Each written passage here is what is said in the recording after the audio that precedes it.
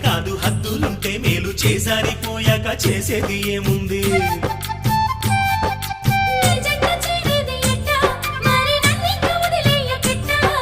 నన్నిట్ట వేధించకే ఓ భామ నీ మనసు మార్చే